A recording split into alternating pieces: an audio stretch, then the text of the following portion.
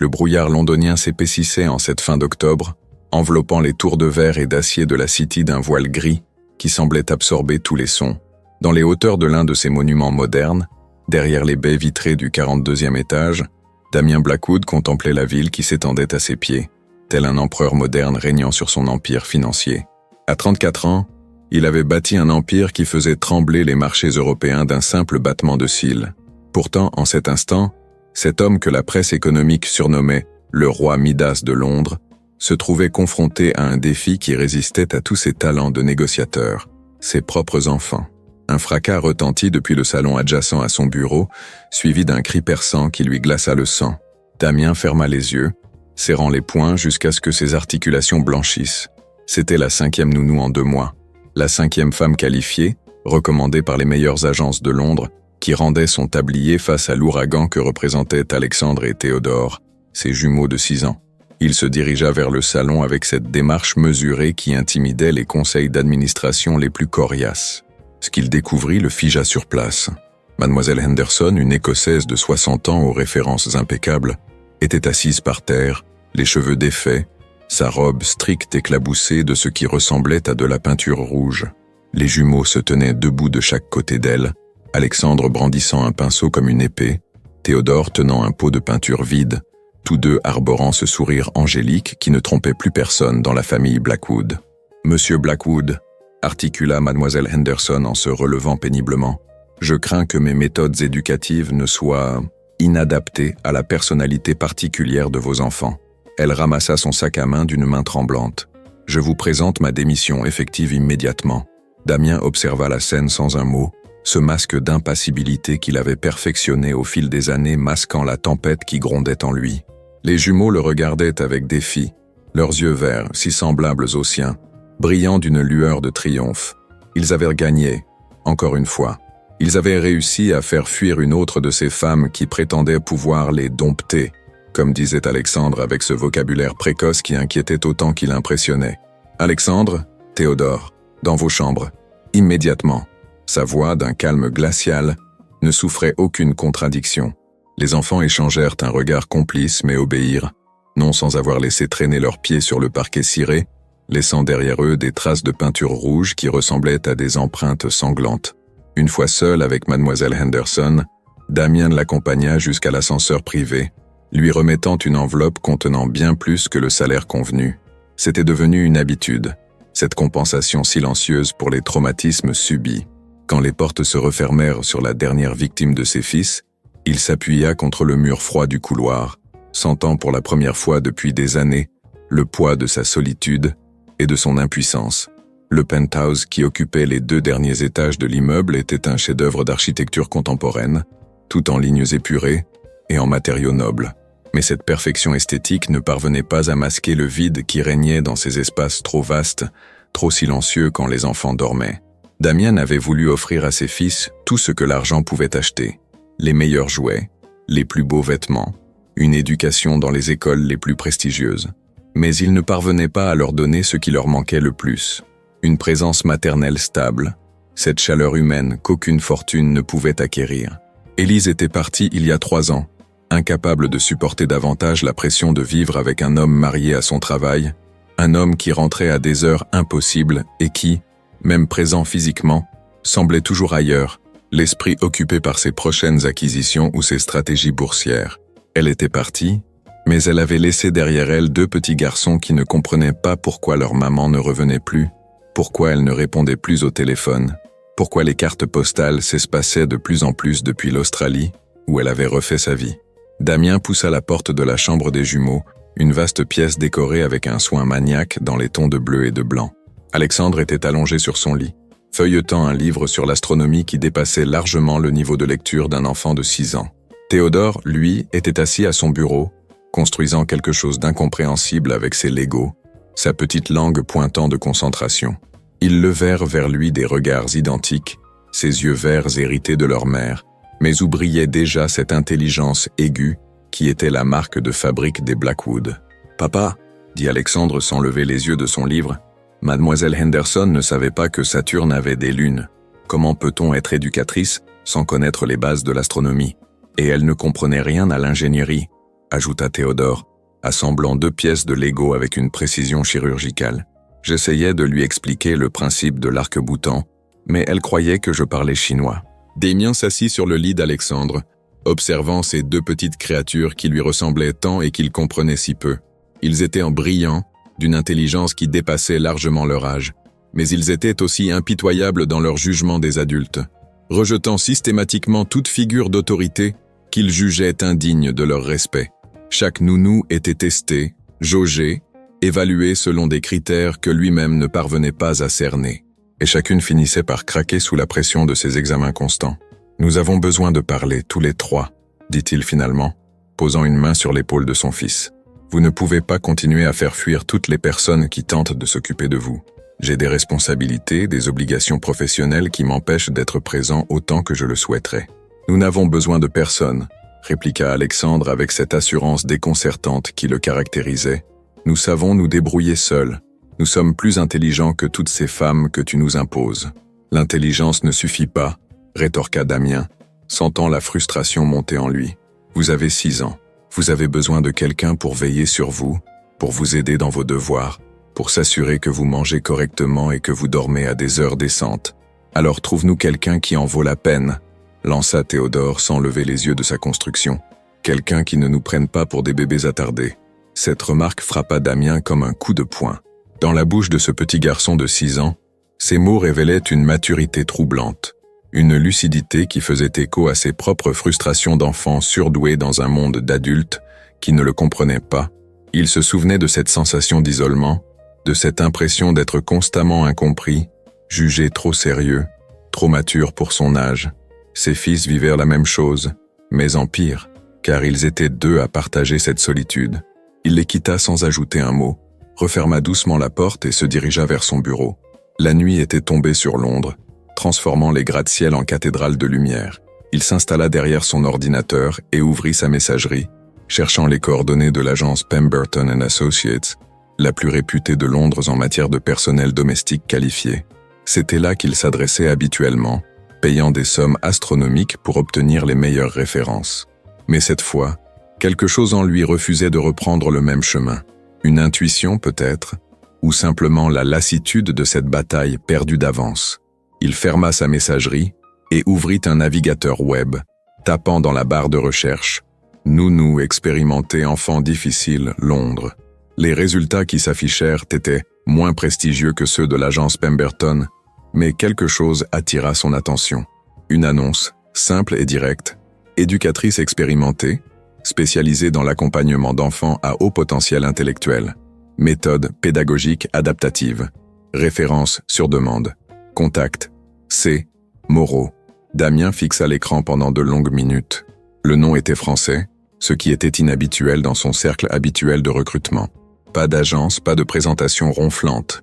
Juste cette annonce laconique qui tranchait avec le style habituel des professionnels qu'il avait l'habitude de rencontrer. Il nota le numéro de téléphone sur un post-it qu'il colla au bord de son écran. Le lendemain matin, après une nuit agitée peuplée de rêves étranges, où des enfants aux yeux verts poursuivaient des nourrices armées de pinceaux, Damien composa le numéro. Le téléphone sonna 3 fois avant qu'une voix féminine, teintée d'un léger accent français, ne réponde. « Bonjour, Camille Moreau à l'appareil. Bonjour Damien Blackwood. J'ai vu votre annonce concernant l'accompagnement d'enfants à haut potentiel. Je souhaiterais vous rencontrer. » Il y eut un silence puis « Monsieur Blackwood, puis-je vous demander quel âge ont vos enfants et quelle est la nature exacte des difficultés rencontrées ?» Sa voix était douce mais ferme, avec cette assurance tranquille qui caractérise ceux qui savent exactement de quoi ils parlent. Damien se surprit à détailler la situation avec plus de franchise qu'il ne l'avait fait avec les agences précédentes. Il parla des 5 nourrices qui avaient démissionné, de l'intelligence précoce de ses fils, de leur capacité déconcertante à déceler les faiblesses des adultes. « Je vois », dit-elle simplement quand il eut terminé. « Monsieur Blackwood, accepteriez-vous que notre première rencontre ait lieu en présence de vos enfants ? Je préfère toujours évaluer la situation dans son ensemble avant de m'engager. » Cette demande était inhabituelle. Généralement, les entretiens se déroulaient d'abord entre adultes, les enfants n'intervenant qu'au moment de la prise de fonction. Mais quelque chose dans le ton de Camille Moreau l'intrigua. « Très bien. Pouvez-vous vous libérer cet après-midi ? Disons 14 heures. Parfait. Puis-je avoir votre adresse ?» Quand Damien raccrocha, Il réalisa qu'il ne savait pratiquement rien de cette femme, si ce n'est qu'elle avait une voix qui inspirait confiance et qu'elle s'exprimait avec cette précision qui caractérise les esprits rigoureux. Pour la première fois depuis des semaines, il ressentit quelque chose qui ressemblait à de l'espoir. L'après-midi arriva avec une de ces journées grises typiques de Londres en automne, où la lumière peine à percer la couche nuageuse. Damien avait pris congé, chose rarissime qui avait surpris sa secrétaire. Il avait passé l'heure du déjeuner à expliquer aux jumeaux qu'une nouvelle candidate allait se présenter, s'attendant aux grognements et aux mines renfrognées habituelles. Mais Alexandre et Théodore s'étaient contentés d'échanger un de leurs regards complices avant de hausser les épaules avec indifférence. À 14 heures précises, l'interphone résonna. Damien ouvrit la porte de l'ascenseur privé et attendit. Quand les portes coulissèrent, la femme qui en sortit ne ressemblait en rien à ce qu'il avait imaginé. Camille Moreau était jeune, probablement dans la fin de ses 20 ans, avec des cheveux châtains tirés en chignon strict et des yeux noisettes qui semblaient tout observer avec une attention particulière. Elle portait un tailleur marine impeccable et tenait à la main une mallette de cuir usé qui avait manifestement beaucoup voyagé. « Monsieur Blackwood », dit-elle en lui tendant une main ferme, « merci de me recevoir. » Il la conduisit au salon, notant la manière dont elle observait les lieux sans rien laisser paraître de ses impressions. Son regard s'attarda sur les traces de peinture rouge que le service de ménage n'avait pas encore réussi à faire disparaître complètement du parquet. « Vos fils sont-ils présents ?» demanda-t-elle en posant sa mallette près du canapé. « Je vais les chercher. Puis-je vous offrir quelque chose?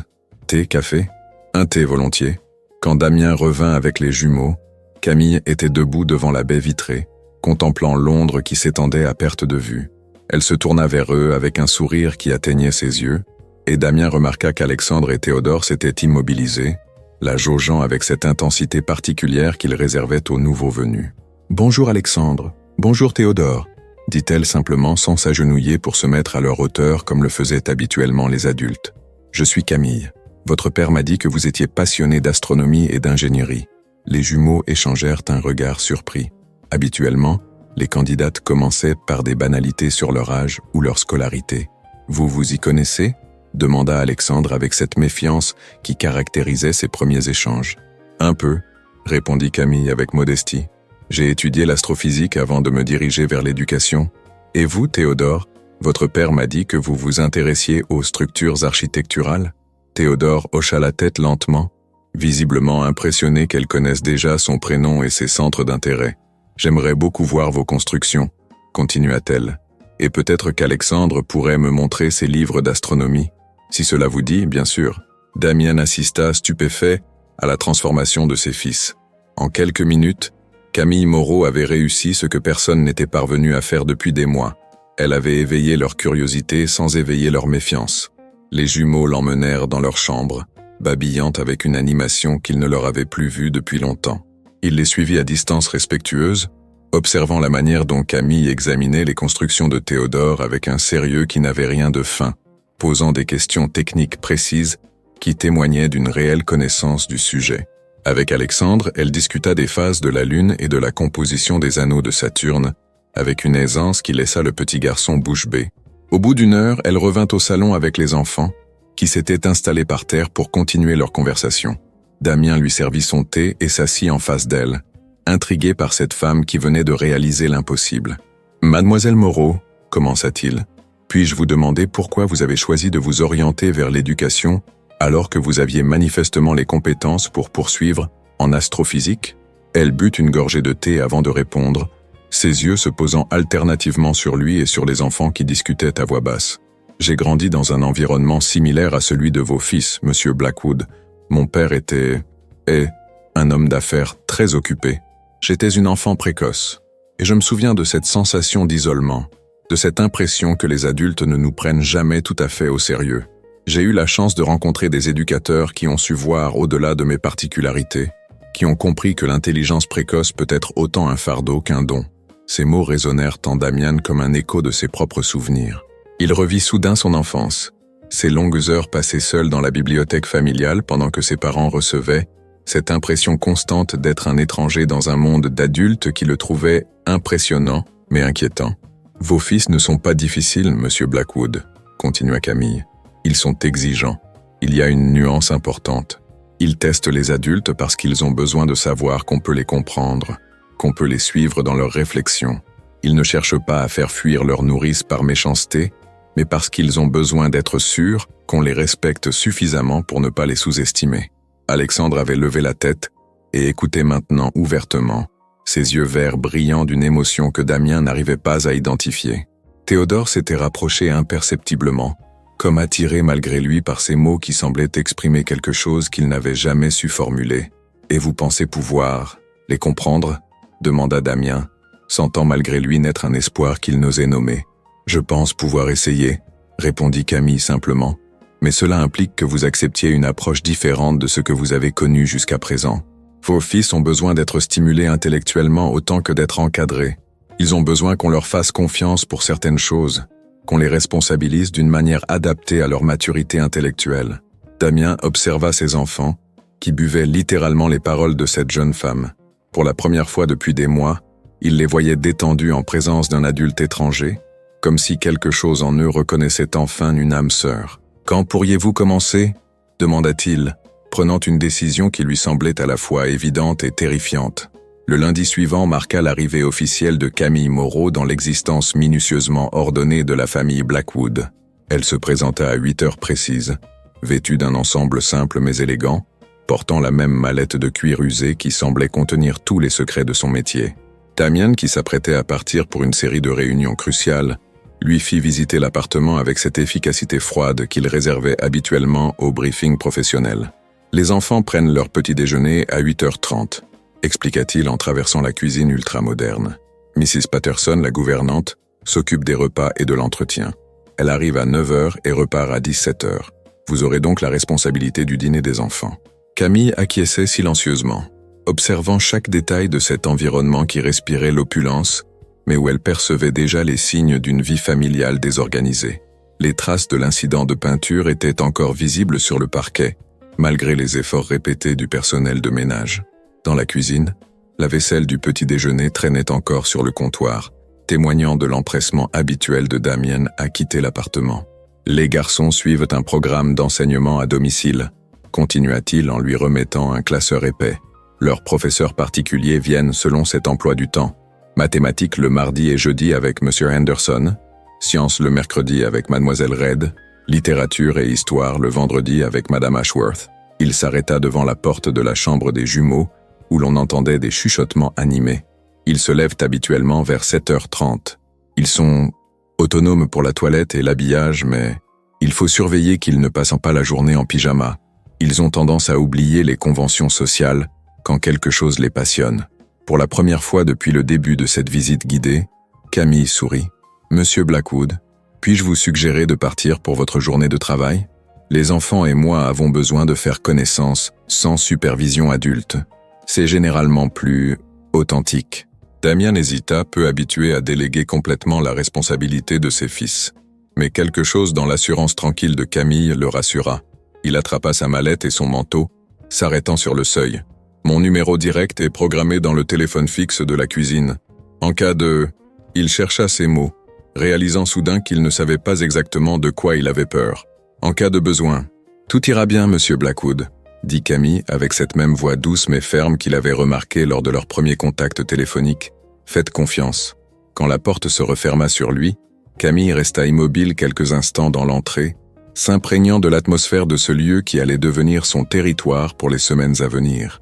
Elle entendait maintenant distinctement les voix des jumeaux, qui discutaient avec animation de ce qui ressemblait à un problème mathématique complexe. Elle frappa doucement à leur porte. « Bonjour les garçons. Puis-je entrer ? » « C'est ouvert !» cria Théodore. Elle poussa la porte et découvrit une scène qui l'amusa. Alexandre était debout sur son lit, brandissant un livre de géométrie, while Théodore avait étalé par terre une série de constructions en Lego qui semblaient illustrer différents types de ponts. Ils étaient encore en pyjama, mais Camille nota qu'il s'était brossé les dents et peigné, signe qu'il n'était pas totalement indiscipliné. « Nous avons un problème », annonça Alexandre sans préambule. Théodore prétend que le pont à Aubens peut supporter plus de poids qu'un pont en arc, mais les calculs de résistance des matériaux suggèrent le contraire. Et moi je dis qu'il faut tenir compte de la répartition des forces, renchérit Théodore en désignant ses constructions. Un pont en arc reporte tout sur les culées, tandis qu'un pont à haubans répartit la charge sur toute la structure. Camille s'assit par terre entre les deux lits, examinant attentivement les constructions de Théodore et feuilletant le livre qu'Alexandre lui tendait. Elle resta silencieuse plusieurs minutes, réfléchissant non seulement aux problèmes techniques posés, mais surtout à la manière de répondre à ses enfants qui testaient manifestement ses connaissances. « Vous avez tous les deux raison », dit-elle finalement. « Mais vous ne tenez pas compte du facteur le plus important, l'usage prévu du pont et son environnement. Un pont en arc sera plus résistant pour une structure courte avec un trafic lourd, tandis qu'un pont à haubans sera plus efficace pour franchir de grandes portées. » Elle se leva et alla chercher dans sa mallette une tablette numérique. « Regardez, voici le pont du Gard et le pont de Millau. Deux chefs-d'œuvre d'ingénierie, mais conçus pour des besoins différents. » Les images défilaient sur l'écran, accompagnées d'explications techniques que les enfants suivaient avec une attention passionnée. Camille nota leur capacité à retenir des informations complexes, leur manière de poser des questions pertinentes qui révélaient une compréhension approfondie des concepts. « Maintenant, dit-elle en rangeant la tablette, que diriez-vous de tester vos théories ? Nous pourrions construire des maquettes et effectuer des tests de charge. » Les yeux des jumeaux s'illuminèrent. « Vraiment ? » demanda Théodore incrédule. « On peut construire de vrais ponts ? Des maquettes fonctionnelles, oui. Mais d'abord, il faut s'habiller et prendre le petit déjeuner. Un ingénieur mal nourri ne peut pas concevoir de bonnes structures. » Ce fut là que Camille eut sa première révélation sur la personnalité de ses nouveaux protégés. Au lieu de protester ou de négocier comme elle s'y attendait, les garçons filèrent vers leur dressing, avec un empressement qui la surprit. Elle comprit qu'ils avaient été conditionnés à obéir rapidement aux adultes, non par respect mais par calcul. Plus vite ils satisfaisaient aux exigences basiques, plus vite ils pouvaient retourner à leurs préoccupations intellectuelles. Le petit déjeuner fut un moment révélateur. Assis à la grande table de la salle à manger qui pouvait facilement accueillir 12 personnes, les jumeaux paraissaient presque perdus dans ce décor trop grandiose. Ils mangeaient avec application mais sans plaisir, comme si se nourrir était une corvée nécessaire pour faire fonctionner leur cerveau. « Vous n'aimez pas les céréales ?» demanda Camille en remarquant qu'ils piochaient distraitement dans leur bol. « Elles sont correctes », répondit Alexandre avec ce détachement poli qu'elle commençait à reconnaître comme un mécanisme de défense. « Papa dit qu'il faut manger équilibré pour être en bonne santé », ajouta Théodore. « Alors nous mangeons ce qu'il faut. » Cette réponse révélait tant de choses sur la relation entre Damien et ses enfants que Camille en eut le cœur serré. Ces petits garçons vivaient leur quotidien comme une succession d'obligations à remplir pour satisfaire un père absent, sans jamais exprimer leurs préférences personnelles. Elle prit note mentalement d'aborder ce sujet avec Damien, mais pour l'instant, elle devait établir sa propre relation avec eux. « Et si on préparait le petit déjeuner ensemble demain matin ?» proposa-t-elle. « Vous pourriez me montrer ce que vous aimez vraiment manger ?» Les garçons échangèrent un de leurs regards complices, comme s'ils consultaient silencieusement sur la marche à suivre face à cette proposition inhabituelle. « On a le droit ?» demanda finalement Alexandre, révélant involontairement combien leur vie était encadrée par des règles qu'ils n'avaient jamais songé à questionner. Bien sûr, tant que c'est équilibré et nutritif, pourquoi ne pas rendre les repas plus intéressants ? Après le petit déjeuner, Camille mit en pratique sa première innovation pédagogique. Au lieu de s'installer dans la salle d'études que Damien avait aménagée avec un soin maniaque, tableaux interactifs, étagères remplies de manuels scolaires, bureaux ergonomiques, elle emmena les enfants dans le grand salon. Elle repoussa la table basse et étala par terre de grandes feuilles de papier, sortant de sa mallette une impressionnante collection de crayons, règles et instruments de mesure. « Nous allons commencer par concevoir nos ponts sur papier », expliqua-t-elle en s'asseyant par terre. « Chacun va imaginer sa structure idéale, puis nous construirons des maquettes et nous les testerons. » Ce qui suivit dépassa toutes les attentes de Camille. Les jumeaux se lancèrent dans leur projet avec une passion dévorante, calculant les angles, débattant des matériaux, esquissant des structures de plus en plus sophistiquées. Alexandre opta pour un design classique mais optimisé, s'inspirant des ponts romains qu'il avait étudiés dans ses livres d'histoire. Théodore, plus audacieux, imagina une structure hybride combinant arc et haubans. Vers 10 heures, Mrs. Patterson arriva pour son service quotidien. C'était une femme d'une 60aine d'années, aux cheveux gris impeccablement coiffés et au regard perçant, qui avait vu passer toutes les nourrices précédentes. Elle découvrit le salon transformé en atelier de conception, les 3 occupants assis par terre au milieu de schémas complexes et de calculs griffonnés sur plusieurs feuilles. « Oh !» fit-elle en s'arrêtant net sur le seuil. « Je ne savais pas que... Est-ce que tout va bien ?» Camille leva la tête avec un sourire. « Parfaitement bien, Mrs. Patterson, nous sommes en pleine phase de conception. Les garçons sont en train de résoudre un problème d'ingénierie complexe. Mrs. Patterson observa la scène avec une expression difficile à déchiffrer. Elle avait l'habitude de trouver les enfants soit enfermés dans leur chambre avec leurs livres, soit en train de semer le chaos dans l'appartement, pendant que leur nounou tentait désespérément de reprendre le contrôle. Cette atmosphère studieuse mais détendue était totalement inédite. « Madame Patterson », dit Alexandre en levant les yeux de ses calculs, « savez-vous quelle est la portée maximale du London Bridge ?»« Non, mon petit », répondit la gouvernante, visiblement décontenancée par cette question inattendue. « 262 mètres », annonça fièrement Théodore. « Nous sommes en train de calculer si notre design pourrait franchir la Tamise. » Masco. Patterson hocha la tête avec un sourire qui trahissait plus de perplexité que de compréhension, puis se dirigea vers la cuisine pour commencer ses tâches quotidiennes. Camille l'entendit s'affairer avec un peu plus de bruit que nécessaire, comme si elle voulait marquer sa désapprobation de ce bouleversement dans l'organisation habituelle. À midi, quand M. Henderson arriva pour le cours de mathématiques de Théodore, il trouva les 3 occupants du salon plongés dans des calculs de résistance des matériaux qui dépassaient largement le programme habituel d'un enfant de 6 ans. C'était un homme âgé, ancien professeur à Cambridge, qui avait l'habitude des élèves précoces mais qui fut manifestement impressionné par la complexité du projet en cours. « Mademoiselle Moreau, je présume », dit-il en s'approchant. « J'avoue que je ne m'attendais pas à trouver mes élèves en train de résoudre des équations de mécanique des structures. »« Monsieur Henderson », répondit Camille en se levant. Les enfants ont exprimé le souhait d'approfondir certaines notions. J'espère que cela ne pose pas de problème. Le vieil homme examina les feuilles couvertes de calculs, sourcils froncés. Théodore, peux-tu m'expliquer cette équation ? Le petit garçon se lança dans une explication détaillée de la répartition des forces dans une structure en arc, utilisant un vocabulaire technique que Camille elle-même avait dû lui enseigner dans la matinée. Mr. Henderson l'écouta avec une attention croissante, hochant la tête de temps en temps. « Remarquable », marmonna-t-il finalement. « Absolument remarquable. Mademoiselle Moreau, puis-je vous demander quelle est votre formation ? » « Astrophysique et sciences de l'éducation », répondit Camille simplement. « Cela explique bien des choses. » Il se tourna vers Théodore. « Mon garçon, que dirais-tu d'adapter notre programme de cet après-midi pour approfondir ces questions ? Nous pourrions étudier les applications pratiques des mathématiques dans l'ingénierie. » Le visage de Théodore s'illumina d'une joie si pure que Camille en fut émue.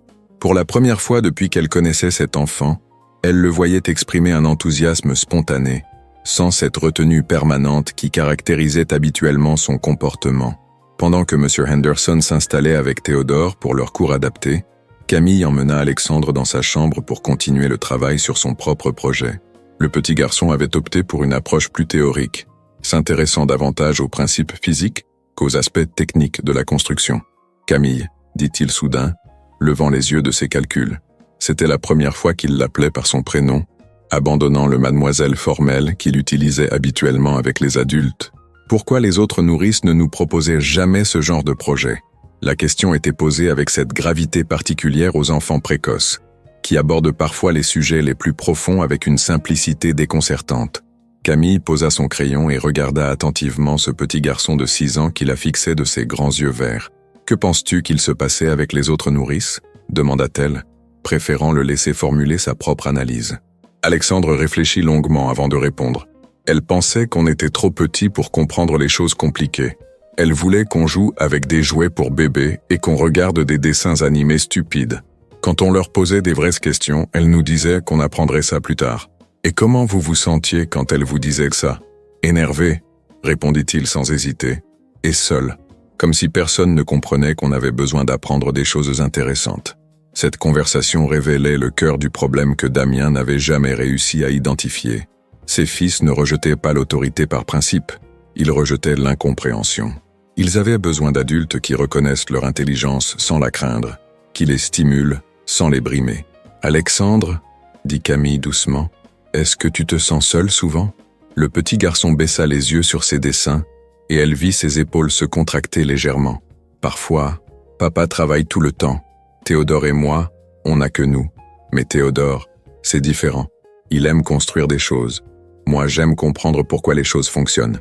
Et les autres enfants de ton âge, on n'en connaît pas vraiment.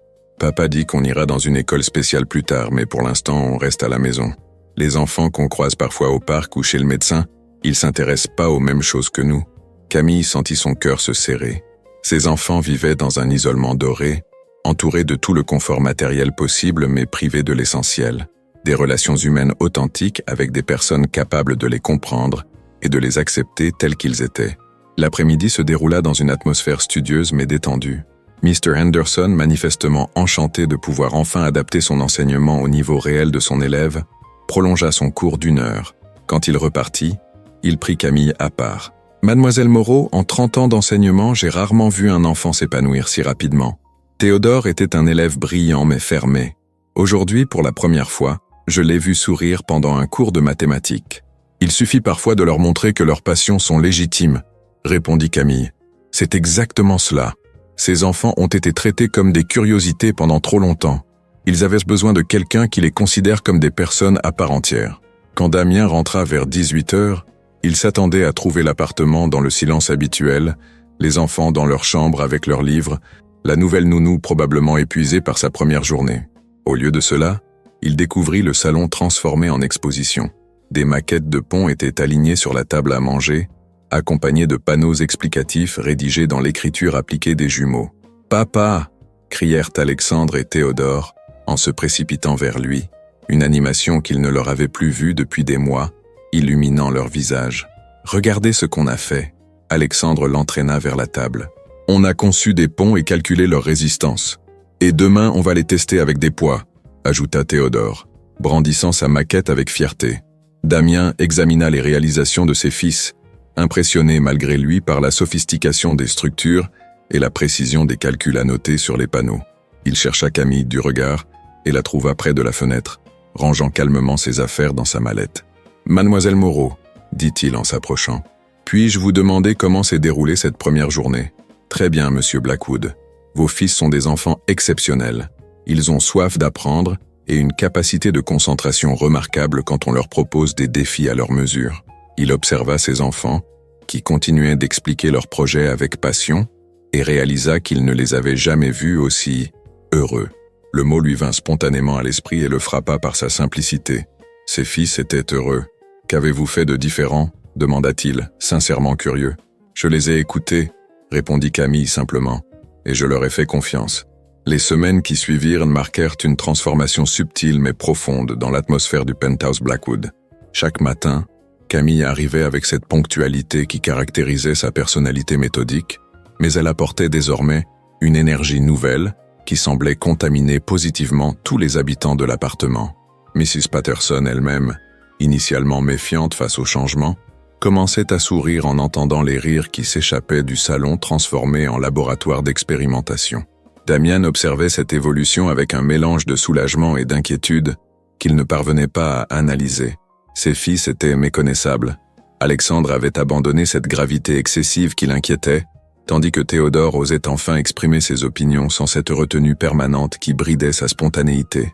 Il riait, il débattait avec passion, il courait parfois dans les couloirs, en poursuivant une expérience scientifique. L'appartement, si silencieux auparavant, vibrait maintenant d'une vie familiale qu'il avait oublié pouvoir exister. Pourtant, cette transformation suscitait en lui des sentiments contradictoires. D'un côté, il était reconnaissant envers Camille d'avoir réussi là où tant d'autres avaient échoué. De l'autre, il se sentait étrangement exclu de cette harmonie nouvelle, comme un spectateur de sa propre famille. Quand il rentrait le soir, les enfants se précipitaient vers lui pour lui raconter leur journée. Mais leurs récits tournaient invariablement autour des projets initiés par Camille, des découvertes qu'elle leur avait permis de faire, des questions qu'elle les avait encouragés à explorer. Un soir de novembre, alors qu'une pluie fine fouettait les baies vitrées du salon, Damien rentra plus tôt que d'habitude. Une réunion avait été annulée au dernier moment, et il avait décidé impulsivement de regagner son domicile au lieu de rester au bureau pour traiter la montagne de dossiers qui l'attendaient. Il trouva Camille et les enfants installés devant la cheminée, une carte du système solaire étalée sur le tapis, discutant avec animation des dernières découvertes de la sonde spatiale européenne. « Papa !» s'écria Théodore en le voyant entrer. « Tu arrives au bon moment. Camille nous explique pourquoi on pourra peut-être aller sur Mars quand on sera grand. » Damien s'approcha, notant la manière dont Camille s'était instinctivement écartée pour lui faire de la place dans le cercle, sans interrompre son explication sur les défis techniques d'un voyage interplanétaire. Elle portait ce soir-là un pullover couleur crème qui adoucissait ses traits, et ses cheveux, échappés de leur chignon habituel, encadraient son visage d'une manière qui la rendait plus jeune, plus accessible. « Les calculs de propulsion sont fascinants », disait-elle en montrant un schéma qu'elle avait dessiné. « Il faut tenir compte de la gravité terrestre, de l'attraction martienne, mais aussi de tous les corps célestes qui peuvent influencer la trajectoire. » Alexandre, allongé sur le ventre, suivait attentivement avec son doigt le tracé de la trajectoire optimale. « Et les astronautes, ils mangent quoi pendant le voyage? Ça dure combien de temps? » « Entre 6 et 9 mois selon la position des planètes, » répondit Camille. « Quant à la nourriture, c'est tout un défi. Il faut que ce soit nutritif, léger, et que ça se conserve parfaitement. On pourrait peut-être concevoir un système alimentaire pour les astronautes, » proposa Théodore avec enthousiasme. Avec des jardins hydroponiques dans la navette, Damian s'assit dans son fauteuil habituel, observant cette scène de vie familiale qui lui semblait à la fois familière et étrangement nouvelle. Ses fils étaient exactement les mêmes enfants qu'il avait toujours connus, mais il découvrait en eux une facette qu'il n'avait jamais soupçonnée, leur capacité à s'émerveiller, à rêver, à projeter leurs connaissances vers des horizons infinis. « Monsieur Blackwood, » dit Camille en se tournant vers lui, « les garçons aimeraient visiter le planétarium de Greenwich samedi. Si vous êtes disponible, bien sûr. » Cette proposition le prit au dépourvu. Depuis leur séparation d'avec Élise, il n'avait jamais emmené ses fils dans ce genre de sortie éducative. Ses rares moments libres étaient généralement consacrés à des activités plus conventionnelles. Déjeuner, dans des restaurants étoilés, concerts classiques, visites de musées prestigieux. Des activités qui correspondaient à son statut social mais qui, il le réalisait maintenant, n'éveillaient aucun enthousiasme particulier chez Alexandre et Théodore. « Oui, bien sûr, » répondit-il, surpris par sa propre hésitation. « Si cela leur fait plaisir. »« Oh oui !» s'écria Alexandre, ses yeux brillants d'excitation. « Et on pourra voir le méridien de Greenwich et l'observatoire royal. » Cette spontanéité dans l'expression de la joie de son fils le bouleversa plus qu'il ne voulait l'admettre. Quand avait-il cessé de voir ses enfants comme des êtres capables de bonheur simple? Quand s'était-il mis à les considérer uniquement sous l'angle de leurs performances intellectuelles et de leur conformité aux attentes sociales? Le samedi arriva avec une de ces journées d'automne où Londres révèle sa beauté mélancolique, le soleil perçant par intermittence la couverture nuageuse pour illuminer les feuilles dorées des parcs. Damian avait prévu de prendre sa voiture avec chauffeur, mais Camille suggéra de prendre les transports en commun. « Les enfants adorent le métro », expliqua-t-elle avec un sourire, et c'est l'occasion de leur montrer comment fonctionne la ville au quotidien. Cette idée lui sembla d'abord incongrue. Lui qui évitait soigneusement les transports publics depuis qu'il avait les moyens de s'offrir ses propres véhicules, voilà qu'il se retrouvait dans le métro londonien, ses fils excités comme des puces par ce qu'il considérait manifestement comme une aventure extraordinaire. Alexandre étudiait le plan du réseau avec la concentration d'un stratège militaire, tandis que Théodore observait avec fascination le ballet des rames qui se succédaient sur les quais. « Papa, tu savais que le métro de Londres était le premier au monde ?» demanda Alexandre en consultant son guide touristique. Il a été inauguré en 1863. Damian réalisa qu'il n'en avait aucune idée. Malgré ses années d'études à Londres, malgré sa connaissance approfondie de l'économie britannique, il ignorait ce détail historique que son fils de 6 ans venait d'apprendre. Cette constatation le troubla davantage qu'il ne l'aurait cru possible. La visite du planétarium fut une révélation. Damian n'était pas retourné dans ce lieu depuis ses années d'université, et il avait oublié la magie particulière de ces voûtes étoilées artificielles.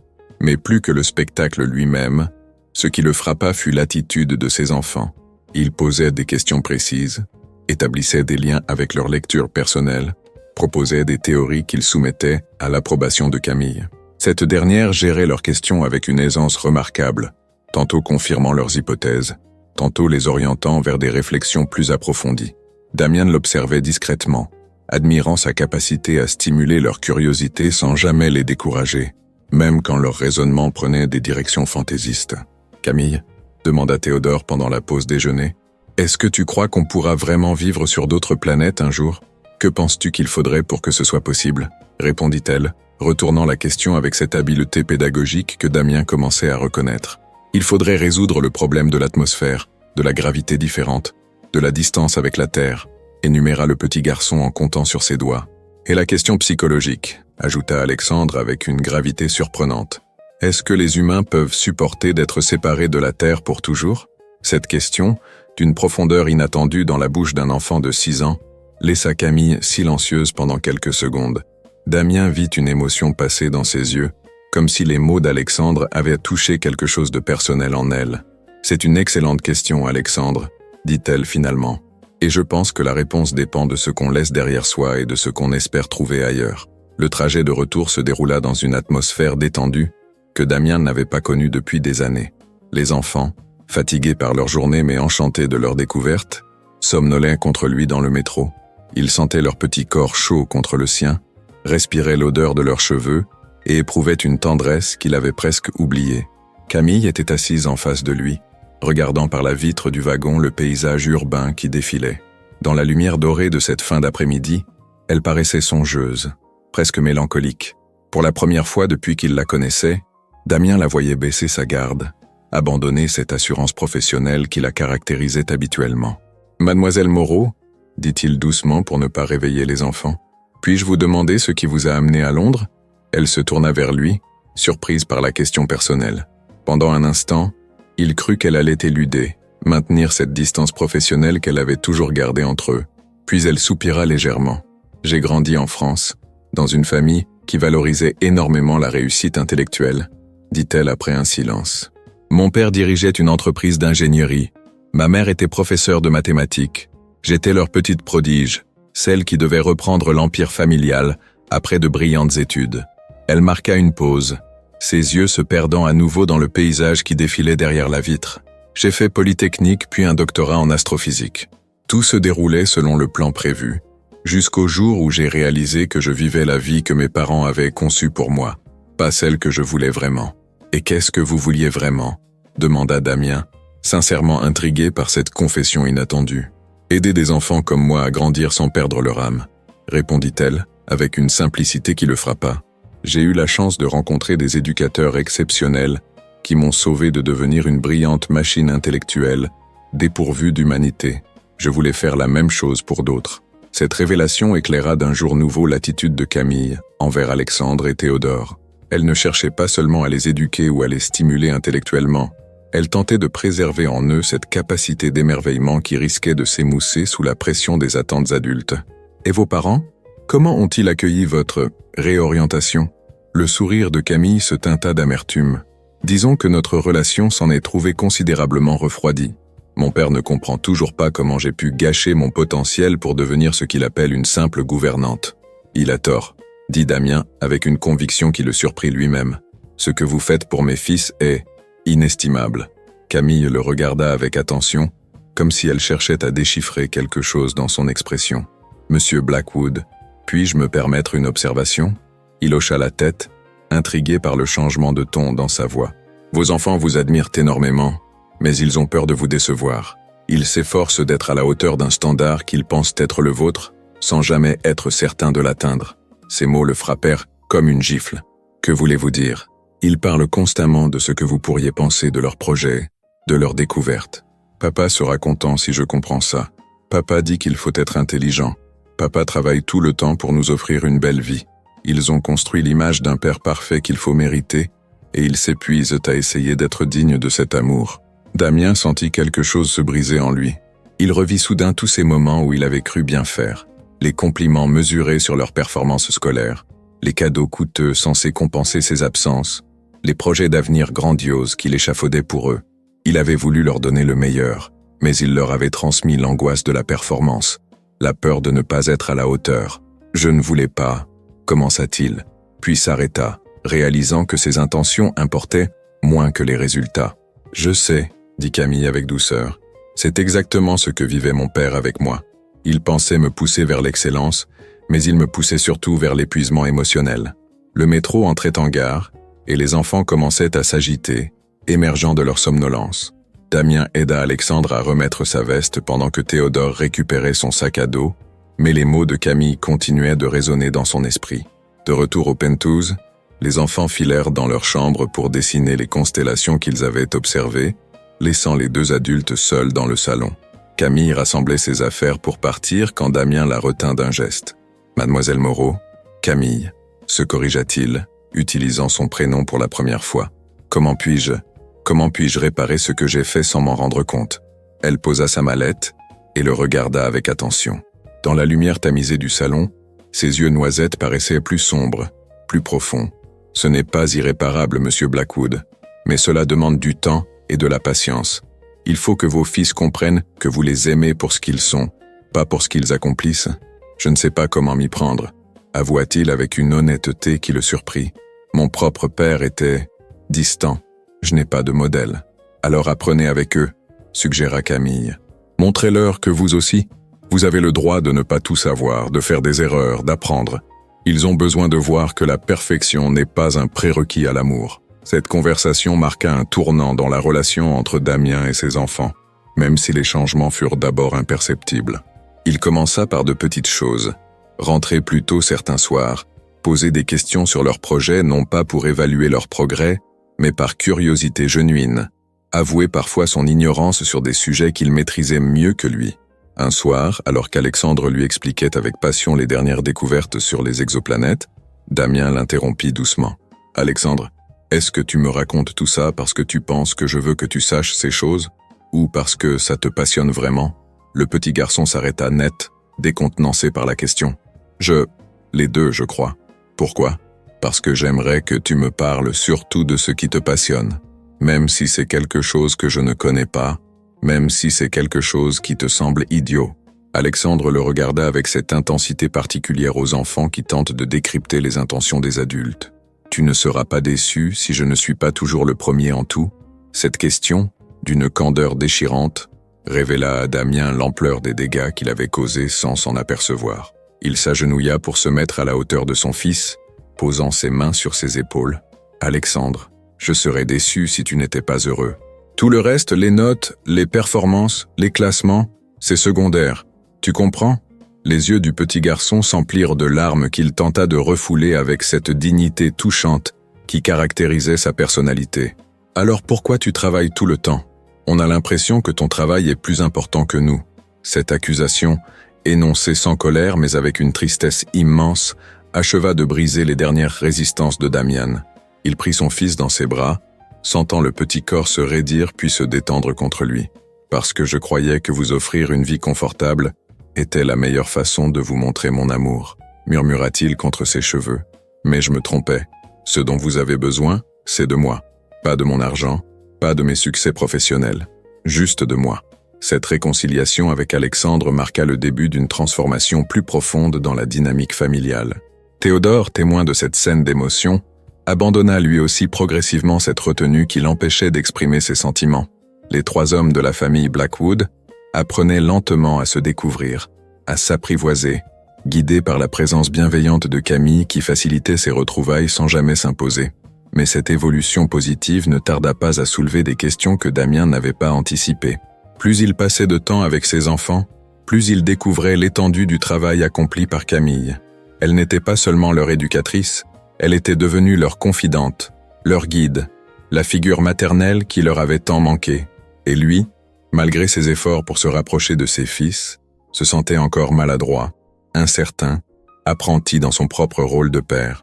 Cette prise de conscience s'accompagnait d'un autre trouble qu'il refusait d'abord de nommer. Sa gratitude envers Camille évoluait vers quelque chose de plus personnel, de plus intime. Il se surprenait à guetter son arrivée le matin, à prolonger les conversations le soir quand elle s'apprêtait à partir. Il admirait sa patience avec les enfants, sa manière de transformer chaque moment du quotidien en opportunité d'apprentissage, cette grâce naturelle avec laquelle elle évoluait dans leur univers familial. Un soir de décembre, alors que la première neige de l'hiver commençait à tomber sur Londres, Damien rentra pour trouver l'appartement dans l'obscurité. Inquiet, il alluma les lumières et découvrit un mot de Mrs. Patterson. « Panne d'électricité cet après-midi. Mademoiselle Moreau et les enfants sont partis chercher des bougies. De retour bientôt. » Il les retrouva dans le hall de l'immeuble, chargés de sacs d'épicerie et riant aux éclats. Camille portait un bonnet de laine rouge qui faisait ressortir ses yeux, ses joues étaient rosies par le froid, et elle paraissait plus jeune, plus insouciante qu'il ne l'avait jamais vue. « Papa !» crièrent les jumeaux en se précipitant vers lui. « On a acheté plein de bougies et on va faire un pique-nique dans le salon. »« L'électricité est revenue, » dit-il en désignant les lumières du hall. « On sait, » répondit Alexandre avec un sourire conspirateur. « Mais Camille a dit qu'on pouvait quand même faire notre pique-nique aux bougies. C'est plus amusant. Cette soirée improvisée resta gravée dans la mémoire de Damien comme l'un des moments les plus parfaits de sa vie d'adulte.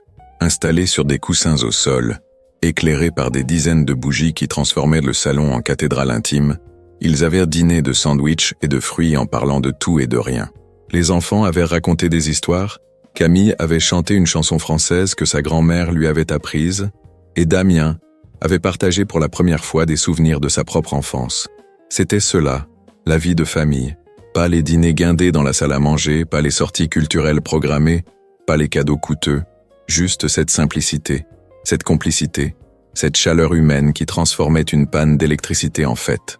Quand les enfants furent couchés et que Camille s'apprêta à partir, Damien la raccompagna jusqu'à l'ascenseur comme il en avait pris l'habitude. Mais cette fois, quelque chose d'imperceptible avait changé entre eux. Dans la lumière tamisée du couloir, il la voyait non plus comme l'employée parfaite qu'elle était, mais comme la femme qu'elle était aussi. « Camille, dit-il au moment où les portes de l'ascenseur s'ouvraient, merci, pour tout, pour ce qu'ils sont devenus grâce à vous, pour ce que je suis en train de devenir grâce à vous. » Elle le regarda avec cette attention particulière qu'il commençait à connaître, comme si elle cherchait à comprendre quelque chose qu'il ne disait pas. « Ce qu'ils sont devenus, Monsieur Blackwood, ils l'ont toujours été. Il fallait juste que quelqu'un le reconnaisse. « Damien, dit-il impulsivement. Appelez-moi Damien. » Elle sourit, et ce sourire contenait quelque chose de différent, de plus personnel que tous ceux qu'elle lui avait adressés jusqu'alors. « Bonne nuit, Damien, » dit-elle en entrant dans l'ascenseur. Quand les portes se refermèrent, il resta immobile dans le couloir, troublé par la manière dont son prénom avait sonné dans sa bouche, par l'écho qu'il continuait de résonner en lui. Pour la première fois depuis des années, Damien Blackwood se surprit à penser à autre chose qu'à ses affaires, à ses acquisitions, à ses stratégies financières. Il pensait à une femme aux yeux noisettes qui avait transformé sa famille et qui était peut-être en train de transformer sa vie.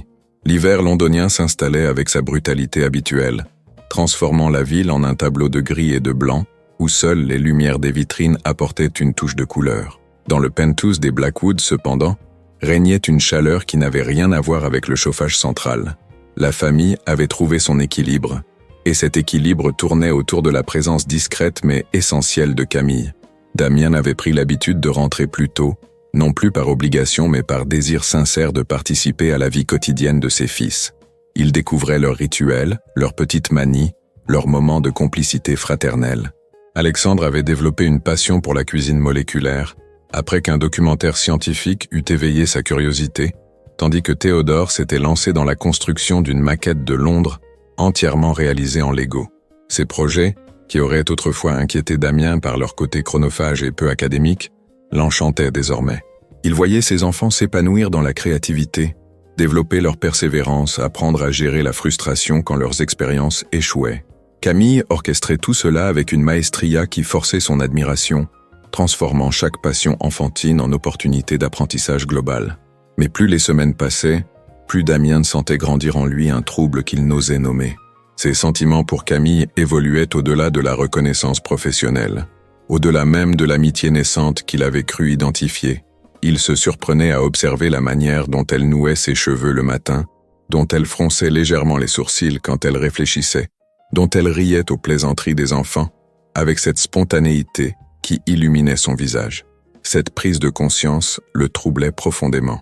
Depuis son divorce, il n'avait eu que des relations superficielles avec des femmes de son milieu social, des liaisons convenables qui n'engageaient ni son cœur, ni son avenir. Camille représentait tout autre chose, une complication qu'il n'avait pas prévue, une remise en question de certitudes qu'il croyait inébranlables. Un vendredi soir de février, alors qu'une tempête de neige paralysait Londres, Camille se trouva bloquée au penthouse. Les transports publics étaient suspendus, et Damien insista pour qu'elle reste dîner plutôt que de tenter de regagner son appartement par ce temps. Cette soirée improvisée révéla une Camille différente, plus détendue, abandonnant progressivement cette retenue professionnelle qui caractérisait habituellement leurs échanges. Après le coucher des enfants, ils se retrouvèrent seuls dans le salon, devant la cheminée qui crépitait doucement. La conversation glissa naturellement vers des sujets plus personnels. Camille parla de son enfance en Provence, de sa grand-mère qui lui avait transmis l'amour des livres, de ses années d'études, où elle s'était sentie écrasée par les attentes familiales. Damien, de son côté, évoqua la solitude de son enfance de fils unique, la pression constante d'un père qui ne connaissait que le langage de la réussite financière, sa difficulté à construire des relations authentiques dans un monde où tout se négociait. « Vous savez, » dit Camille en regardant les flammes danser dans l'âtre, « quand j'ai accepté ce poste, je pensais que ce serait temporaire, une expérience intéressante avant de chercher quelque chose de plus stable. Et maintenant ?» demanda Damien, le cœur battant. « Maintenant, je ne peux plus imaginer laisser Alexandre et Théodore. Ils sont devenus... » Elle chercha ses mots. « Ils sont devenus ma famille. » Cette confession toucha Damien plus profondément qu'il ne l'aurait cru possible. Il réalisa que Camille avait ressenti la même chose que lui, cette transformation progressive d'une relation professionnelle en quelque chose de plus profond, de plus essentiel. « Camille, dit-il doucement, je dois vous avouer quelque chose. Ce que vous avez apporté à mes fils, c'est inestimable. Mais ce que vous m'avez apporté à moi, il s'interrompit, cherchant les mots justes. Vous m'avez rendu à moi-même. Vous m'avez montré ce que signifiait vraiment être père, être humain. » Elle le regardait avec cette intensité qu'il commençait à connaître. Mais quelque chose dans son expression avait changé. Une vulnérabilité nouvelle, une émotion qu'elle ne cherchait plus à dissimuler. « Damien » murmura-t-elle, et la manière dont elle prononça son prénom fit battre son cœur plus fort. « Je ne sais pas si c'est raisonnable. Rien de ce qui compte vraiment n'est raisonnable, » répondit-il en se rapprochant d'elle. « Mon mariage avec Élise était parfaitement raisonnable. Ma carrière est construite sur la raison. Et regardez où cela m'a mené, à être étranger à mes propres enfants, étranger à moi-même. » Il prit sa main, surpris par sa douceur, par la manière dont elle tremblait légèrement entre les siennes. « Ce que je ressens pour vous n'a rien de raisonnable, » continua-t-il. « Mais c'est la chose la plus vraie qui me soit arrivée depuis des années. » Camille ferma les yeux, et il vit une larme rouler sur sa joue. « J'ai si peur de tout gâcher, » avoua-t-elle. « Les enfants, cette famille que nous avons construite, vous ne gâcherez rien, » dit-il en portant sa main à ses lèvres. « Vous ne pouvez que l'enrichir. » Quand elle rouvrit les yeux, il y eut une décision qui fit battre son cœur plus fort. Elle se pencha vers lui et quand leurs lèvres se rencontrèrent, ce fut avec la douceur de quelque chose qui avait mûri lentement, patiemment, dans le secret de leur cœur. Ce baiser scella bien plus qu'une attraction mutuelle. Il marquait la naissance d'une famille véritable, fondée non plus sur les conventions ou les obligations, mais sur l'amour authentique et la compréhension mutuelle. Les mois qui suivirent virent s'épanouir cette relation avec une naturalité qui surprit tout le monde, à commencer par les principaux intéressés. Alexandre et Théodore accueillirent cette évolution avec la perspicacité des enfants qui sentent les choses avant qu'elles soient formulées. Ils ne furent pas surpris le jour où Damien leur annonça officiellement que Camille et lui souhaitèrent se marier. « On sait déjà », dit simplement Alexandre. « On l'a deviné depuis longtemps. Est-ce que ça veut dire que Camille va rester pour toujours ?» demanda Théodore avec cette gravité touchante qui le caractérisait. « Pour toujours », confirma Damien en regardant Camille avec cette tendresse qu'il ne cherchait plus à dissimuler. Le mariage eut lieu au printemps suivant, dans l'intimité d'une petite église de Cotswolds. Alexandre et Théodore, impeccables dans leurs costumes miniatures, portèrent les alliances avec une fierté qui émut l'assistance. Mrs. Patterson, invitée d'honneur, pleura ouvertement pendant toute la cérémonie. Même les anciens professeurs particuliers des jumeaux étaient présents, témoins de la transformation extraordinaire de cette famille. Damien regardait Camille remonter l'allée dans sa robe simple mais élégante, ses cheveux ornés de fleurs des champs, et il réalisait que le succès véritable n'avait rien à voir avec les chiffres de la bourse ou les acquisitions d'entreprises. Le succès, c'était cette femme qui avait sauvé ses enfants et qui l'avait sauvé lui-même. C'était cette famille qu'ils avaient construite ensemble, pierre par pierre, jour après jour.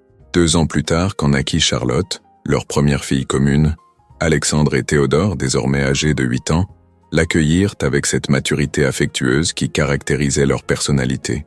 Ils lui parlèrent déjà d'astronomie et d'ingénierie, planifiaient les expériences qu'ils réaliseraient ensemble quand elles seraient plus grandes. Camille observait cette scène depuis son lit d'hôpital, tenant la main de Damien, émerveillée par le chemin parcouru. Elle, qui était arrivée dans cette famille pour s'occuper de 2 petits garçons difficiles, avait finalement trouvé sa propre destinée. Elle n'était plus l'éducatrice exceptionnelle qui avait réussi là où toutes les autres avaient échoué. Elle était simplement Camille Blackwood, épouse et mère, femme accomplie qui avait transformé une maison en foyer. « Tu regrettes parfois ?» lui demanda Damien, en caressant doucement ses cheveux. « Ta carrière en astrophysique? Tes projets de recherche ?» Camille sourit en regardant leurs enfants réunis autour du berceau de Charlotte. « J'ai découvert quelque chose de plus fascinant que les étoiles, répondit-elle. J'ai découvert comment on construit un univers familial. Et dans le silence de cette chambre d'hôpital, pendant que Londres s'éveillait à une nouvelle journée derrière les fenêtres, la famille Blackwood savourait ce bonheur simple et complexe à la fois, celui d'être enfin réunis, enfin complets, enfin chez eux, les uns avec les autres. L'histoire de Camille Moreau, la nounou qui avait réussi là où toutes les autres avaient échoué, était devenue l'histoire d'une femme qui avait trouvé sa place dans le monde en aidant d'autres à trouver la leur. Elle avait appris aux jumeaux Blackwood qu'ils pouvaient être brillants sans être parfaits, et elle avait appris à leur père que l'amour véritable ne se mérite pas, il se donne et se reçoit dans la générosité du quotidien. Dans les années qui suivirent, quand d'autres familles de leur entourage traverseraient des crises similaires, on viendrait souvent demander conseil à Camille. Elle répondait toujours la même chose, avec cette simplicité qui la caractérisait. Il suffit d'écouter vraiment et de faire confiance. Les enfants savent toujours de quoi ils ont besoin, il faut juste savoir entendre. Car telle était la véritable leçon de cette histoire. L'amour et la compréhension triomphent toujours de la méthode et de l'autorité, et parfois, les plus belles familles sont celles qui se construisent, non dans la facilité, mais dans la reconnaissance mutuelle des blessures et des espoirs partagés.